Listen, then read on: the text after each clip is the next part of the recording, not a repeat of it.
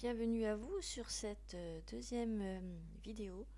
Alors, beaucoup plus avancée cette fois-ci concernant la maîtrise du publipostage.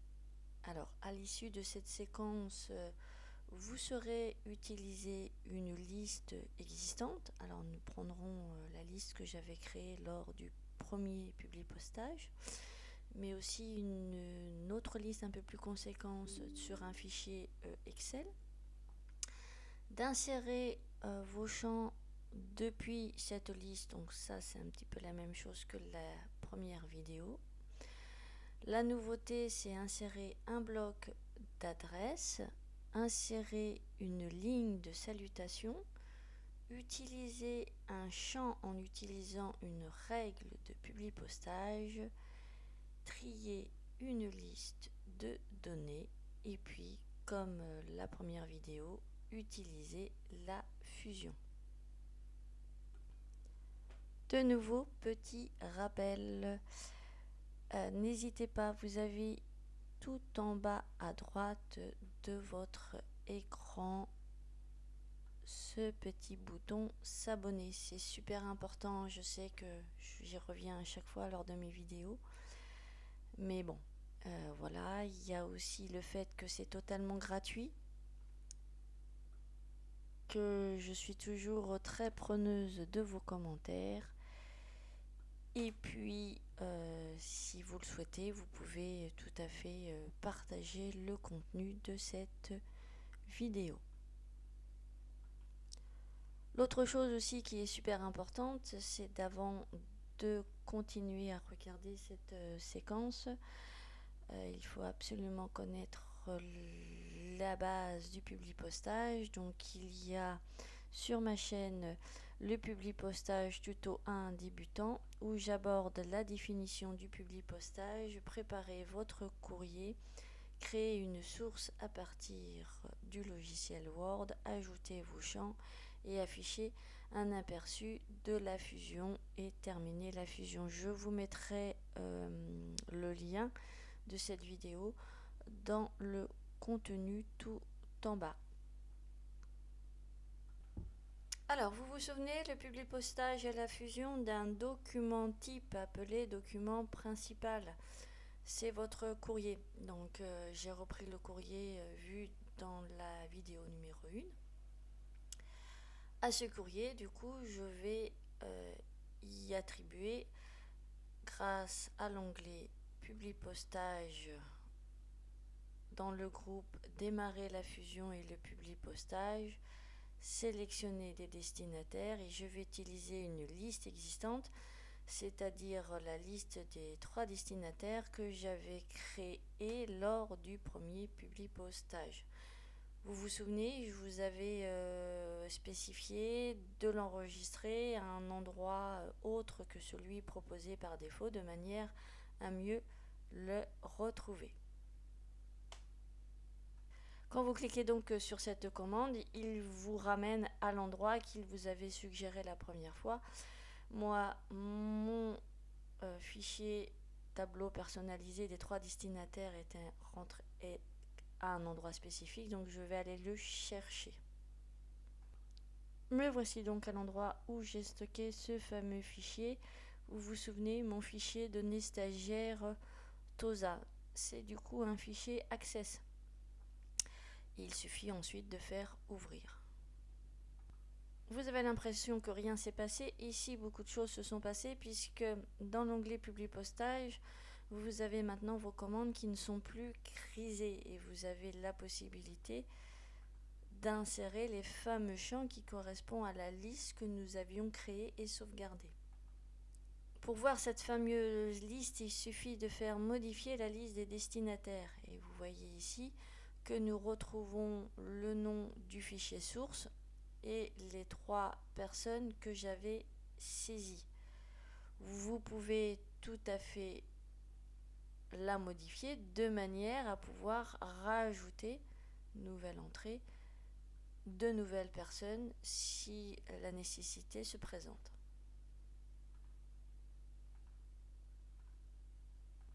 Pour ma part, j'ai un fichier Excel. Donc, vous voyez ici que je suis bien dans le logiciel Excel. Mon fichier s'appelle stagiaire Excel et ici en haut nous retrouvons les champs que j'avais créés dans le logiciel Word et saisi les 3 personnes. Là, les champs sont saisis dans le logiciel Excel et ma base de données a beaucoup plus de personnes puisque nous sommes environ à 49 personnes. Donc c'est cette liste de données via ce fichier Excel que je vais intégrer dans mon courrier Word. Je fais donc la démarche que j'ai fait précédemment. Donc j'ai tout remis comme c'était. Si vous regardez ici, tout est gris, donc je n'ai aucune destinataire. Le fichier avec les 3 personnes qui venaient de Access, je l'ai retiré. Et là, je vais intégrer du coup celle avec mon fichier Excel. Toujours pareil, sélectionner des destinataires et choisir utiliser une liste existante. Là, pareil, il me faut retrouver l'emplacement où est ce fichier Excel. Me voici sur mon PC à l'endroit de l'arborescence où se trouve mon fichier Excel. Vous voyez qu'il est ici. Tout à l'heure, j'avais ajouté le fichier ici Access. Là, je vais choisir du coup le fichier Excel et je vais faire ouvrir. Attention, mon fichier Excel a plusieurs feuilles. La feuille où sont les données de tous mes stagiaires, c'est la feuille qui s'appelait liste. Donc je choisis liste et je valide avec OK.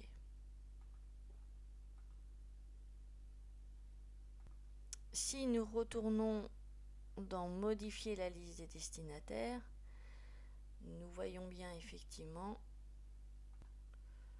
que j'ai bien intégré la source de mon fichier Excel stagiaire et qu'ici nous avons bien tous les noms des 49 personnes et en en-tête de champ nous retrouvons effectivement ceux qui étaient sur mon fichier Excel. De ce fait, nous avons dans insérer un champ de fusion cette même liste qui apparaît. Il nous suffit, comme dans la précédente vidéo niveau 1, de remplacer les différents repères que j'avais créés par les vrais champs de fusion. Pour ceux qui ne maîtrisent pas, je vous laisse prendre le soin de regarder la vidéo 1 débutant sur le chapitre insérer vos champs depuis votre liste. Là, nous allons insérer un bloc d'adresse. Le bloc d'adresse permet d'insérer en un seul champ l'adresse complète ici de vos destinataires avec une mise en forme personnalisée prédéfinie. De plus, le bloc d'adresse gère le format de l'adresse en fonction du pays. Donc pour ce faire, nous allons, alors je vais retirer les champs que j'avais insérés un par un lorsque je l'avais fait aussi de la première vidéo, mais là nous passons à un niveau plus élevé. Pour le bloc d'adresse, il faut se positionner avec votre souris à l'endroit souhaité. Alors, moi c'est ici. Alors vous avez vu, j'ai pas mis un taquet de tabulation, j'ai préféré faire un retrait gauche. Je vous explique pourquoi, parce que lorsque vous faites un retrait gauche, vous êtes sûr que les lignes qui sont en dessous seront aussi alignées avec le taquet. C'est différent. Ensuite, il faut toujours aller dans l'onglet Publi postage, toujours dans le groupe champ d'écriture et d'insertion, et cliquer sur bloc d'adresse. À partir de cette boîte de dialogue, vous pouvez sélectionner le format du destinataire. Donc en fonction de comment est composée l'adresse de votre destinataire, s'il y a un nom de société, un prénom autre, etc., etc. Donc moi, par défaut, ce format ici de destinataire correspond bien, puisqu'ici nous constatons qu'en visu, nous avons bien le titre, le prénom, le nom et en dessous l'adresse, le code postal et la ville. Donc je n'ai rien à changer. Il est possible que les noms de votre propre champ ne soient pas reconnus par Word. Dans ce cas, il faut que vous cliquez sur faire correspondre les champs.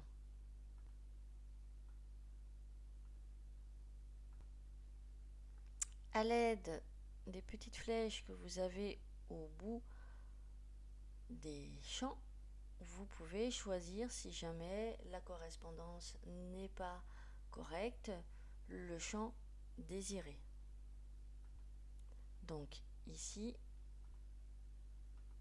nous avons le choix d'y attribuer un autre champ de notre liste qui correspond à celle des en-têtes de notre fichier Excel. Lorsque vous avez correctement complété cette boîte de dialogue, vous pouvez mémoriser cette correspondance pour ce jeu de sources de données sur cet ordinateur. Vous devez ensuite valider avec OK. Et valider ici avec OK. Vous constatez que le champ bloc adresse avec l'adresse complète que vous avez du coup personnalisée en fonction du format choisi via cette fenêtre boîte de dialogue apparaît. Maintenant, nous allons voir comment insérer une ligne de salutation. La ligne de salutation contient le libellé de la salutation, le format de nom et la virgule qui suit. Une lettre classique démarre avec cette ligne de salutation que l'on retrouve également dans la formule de politesse en fin de lettre.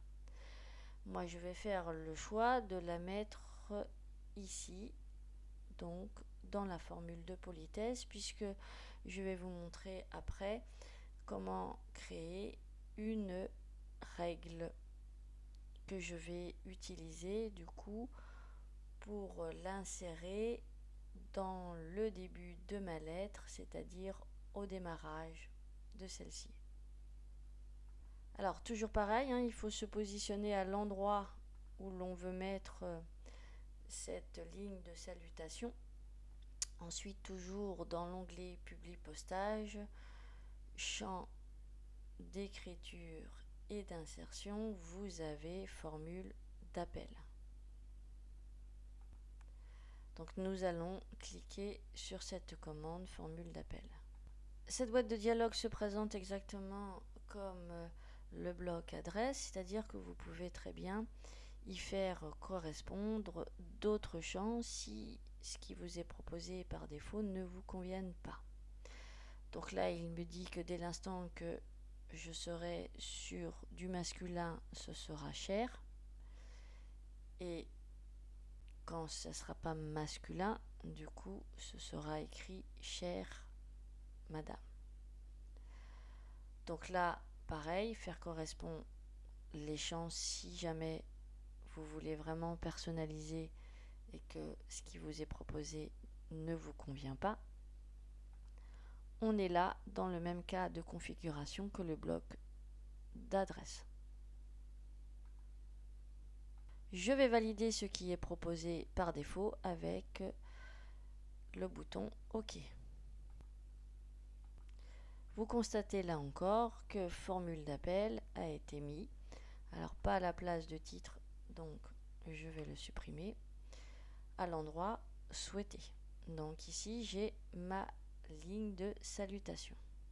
Maintenant nous allons utiliser le champ ici titre pour utiliser une règle de publi postage.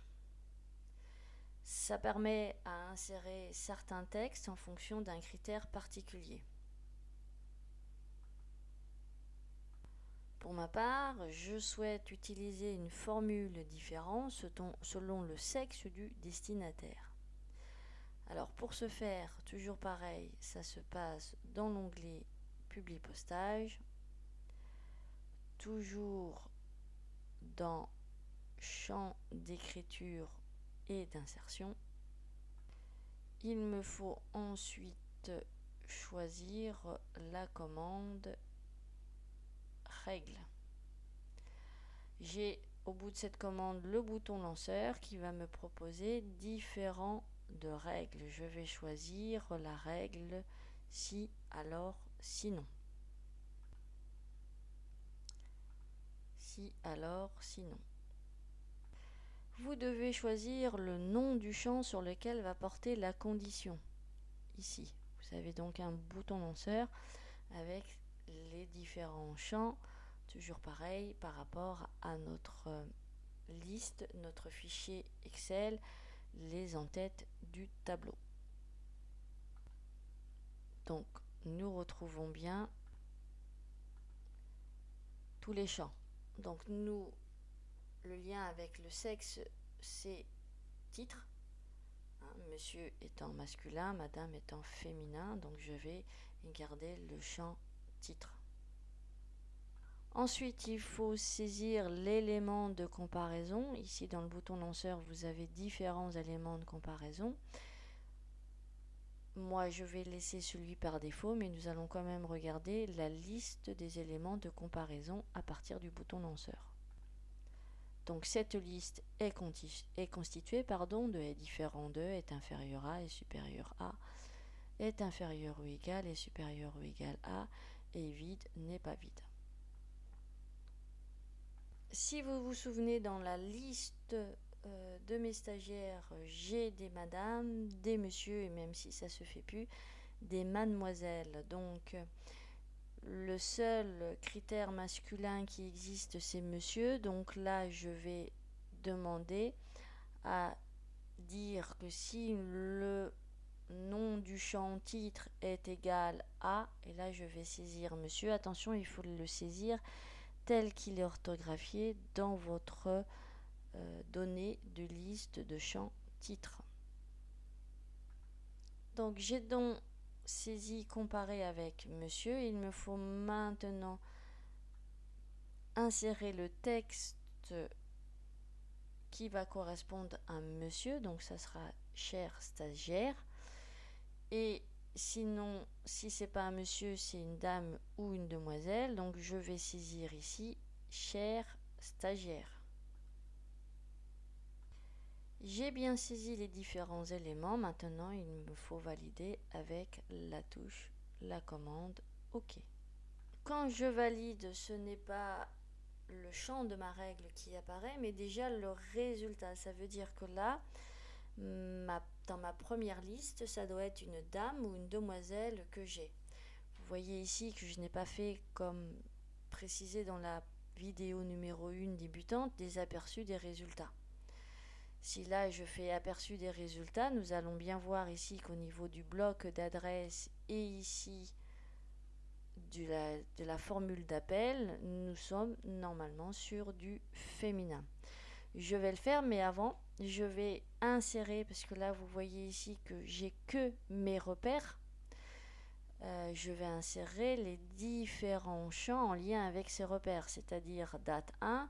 Je vais sélectionner date 1 et je vais choisir le champ date 1, etc., etc., jusqu'à temps que tous mes repères qui sont marqués en caractère gras soient vraiment remplacés par les bons champs. Voilà, j'ai donc bien remplacé mes repères par les bons champs. Maintenant, je vais pouvoir faire un aperçu du résultat. Donc, toujours dans l'onglet Publipostage, vous avez aperçu des résultats et aperçu des résultats. Donc, je suis bien avec Madame Sylvie. Donc, c'est une femme, donc c'est bien d'après ma règle chère stagiaire. Alors, bien sûr, vous voyez qu'ici, la formule de politesse au niveau du format a changé. Donc, je peux tout à fait, dans l'onglet Accueil, proposer du coup le format que je souhaite. et je peux même tout à fait le mettre en gras. Voilà, donc là j'ai les différents champs qui ont été complétés aussi en lien avec les données que j'avais mis sur mon tableau. Et là, nous vous prions d'agréer. Nous avons bien la formule de salutation, chère madame, l'expression de nos salutations distinguées. Voici pour les différentes insertions de champs. Nous allons voir le tri, mais avant, je vous propose quand même dans l'onglet Publi Postage aperçu des résultats, comme dans la vidéo numéro 1, de constater que j'ai bien, si je vais à la fin, mes 49 lettres qui sont en préparation. Tant que j'ai pas terminé la fusion, je n'ai ici en bas qu'une seule page. C'est au moment où on termine la fusion où nous avons toutes les lettres qui vont apparaître les unes derrière les autres. Et si je souhaite voir que nous avons bien les formules de politesse, les adresses qui fonctionnent, je peux faire défiler une par une. Donc là, je suis avec monsieur, donc c'est bien cher stagiaire, et ici, cher monsieur. Ici, j'ai une demoiselle qui serait dans le coin, ça serait bien. Donc là, j'ai que des messieurs. Ah, madame. Ah, j'avais une demoiselle ici.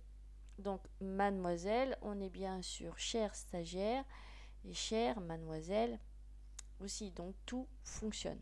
Nous allons maintenant voir les tris d'une liste de données. Pour pouvoir affiner la liste des destinataires à qui vous voulez envoyer votre publi postage, nous pourrions très bien envoyer